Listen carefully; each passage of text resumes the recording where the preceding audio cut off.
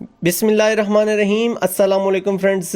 Arham collection की एक और न्यू वीडियो के साथ आपकी खिदमत में हाजिर हूँ। आज का सेशन इंशाल्लाह स्किन कलर पे बनने वाला हमारा ज़बरदस्त और यूनिक सा सेशन होने जा रहा है। 1 इंच हमने विड्थ वाइज पट्टी ली है। यहाँ पे आप देख सकते हैं हमारी जो विड्थ है वो 1 इंच है और इसको हमने कॉर्नर पे जाके टेपर कर दिया एंड पॉइंट पे। और जिस एंड पॉइंट पे हमने इसको टेपर किया, इसी पॉइंट पे हमने एक और पट्टी ली है तकरीबन 3 से 4 इंच लॉन्ग।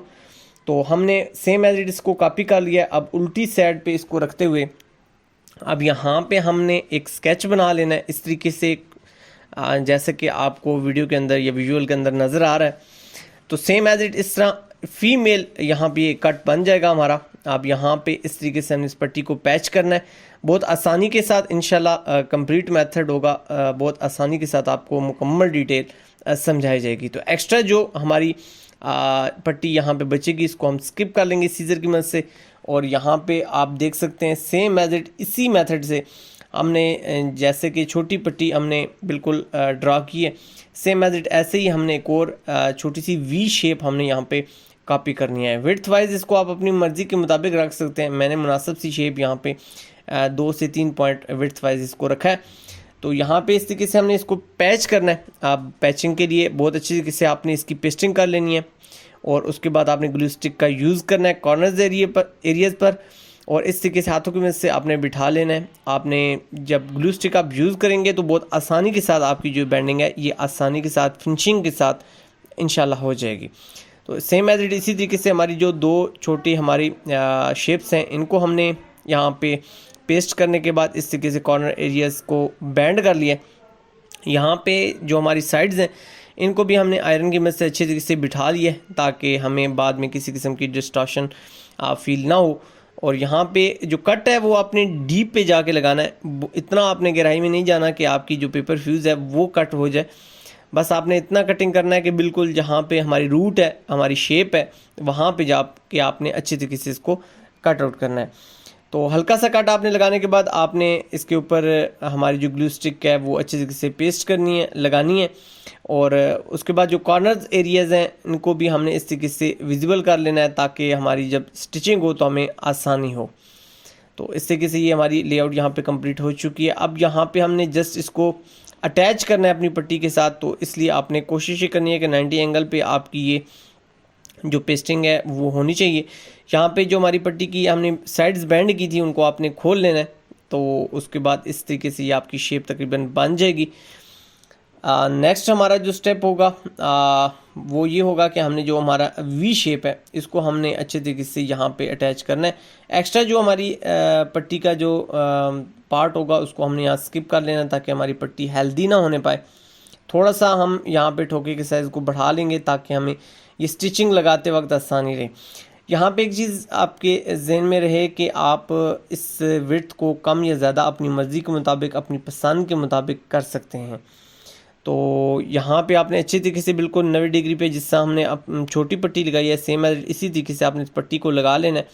यहाँ पे आप देख सकते हैं जहाँ पे ब्लैक पट्टी मैं लगा रहा हूँ वहाँ पे मैंने अपनी जो सेविंग मशीन है इसके बबन केसिंग में और हमारी जो ऊपर मशीन में जो हमारा थ्रेड रन कर रहा है वो ब्लैक है।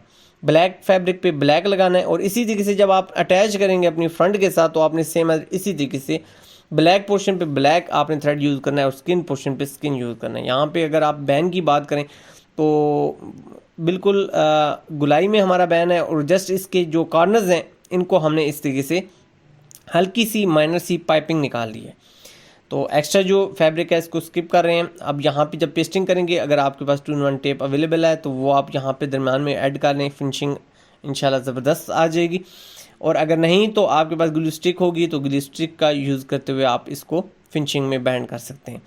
यहाँ पे एंकर थ्रेड हमारा स्किन कलर से रिलेटेड यहाँ पे हमने अटैच किया है अपनी बबन केसिंग में। बबन में फिल करने के बाद और ऊपर हमारी रेशमी थ्रेड है, रेशमी थ्रेड को थोड़ा सा टाइट करना है, बबन केसिंग को लूज़ करना है। इससे आपके एंकर के धागे की सेटिंग किसी भी सेविंग मशीन पे बहुत आसानी के साथ हो जाएगी। तो सेम एज इट इस तरीके से कॉर्नर पे हल्की सी आपने जो सिलाई है वहाँ सिलाई का गैप छोड़ते हुए आपने यहाँ पे स्टिचिंग करनी है। ये जस्ट एक आइडिया है, आप अगर कुछ चेंजिंग करना चाहते हैं तो आप इस आइडिया में हल्की फुल्की चेंजिंग करके अपने डिज़ाइन को मज़ीद मुनफरद और ख़ूबसूरत भी बना सकते हैं। तो अल्हम्दुलिल्लाह यहाँ पे आप देख सकते हैं हमारी बहुत यूनिक सी लुक आ चुकी है। सेम एज इट इसी तरीके से बैन में हमने एक हल्की सी लुक देनी है ताकि हमारा जो बैन और हमारी पट्टी है वो एक जैसी खूबसूरत और डिसेंट सी इसकी लुक जो है वो बन जाए। यहाँ पे जो स्टिचिंग एरिया है वो हमने छोड़ देना है और उसके बाद हमने कॉर्नर से थोड़ा सा हटा के यहाँ पे सिलाई लगानी है ताकि जो हमारी स्टिचिंग है उसको स्पेस मिल जाए और हिडन हमारी जो सिलाई है वो हो जाए और मेन जो हमारा फोकस होगा वो हमारी डिज़ाइनिंग पे होगा। दोनों रेशे आपने यहाँ पे निकाल लेने हैं। दूसरी तरफ अच्छे तरीके से इसको गिरा करना है। गिरा करने के बाद आपने, जैसा कि मैं अपने सेशंस के अंदर ये चीज़ आपको बताता रहता हूँ, प्रैक्टिकली भी बताता रहता हूँ, आपने हल्का सा लाइटर को यूज़ करते हुए इसको लॉक कर लेना है। अल्हम्दुलिल्लाह आप यहाँ पे देख सकते हैं हमारे बैन की खूबसूरत सी लुक रेडी होने के बाद। तो इस डिज़ाइन को फ्रेंड्स एक तो कम वक्त में आप बना सकते हैं, प्लस किसी एज पे भी आप अप्लाई कर सकते हैं। तो यहाँ पे देख सकते हैं अल्हम्दुलिल्लाह हमारी पट्टी बहुत ज़बरदस्त और यूनिक से डिज़ाइन के साथ यहाँ पे रेडी हो चुकी है। ब्लैक कलर का कंट्रास्ट हमने यूज़ किया और यहाँ पे अगर बात की जाए फाइनल टच की तो फाइनल हमारी जो शेप है वो कंप्लीट होने के बाद इस तरह की लुक आ जाएगी। होप सो आज के सेशन में हमेशा की तरह आपको बहुत कुछ सीखने को मिला होगा। अगर आप चैनल पर न्यू हैं तो चैनल को सब्सक्राइब ज़रूर कर लीजिएगा ताकि इस किस्म के ज़बरदस्त यूनिक से सेशंस आपको हर वक्त देखने को सीखने को मिलते रहें।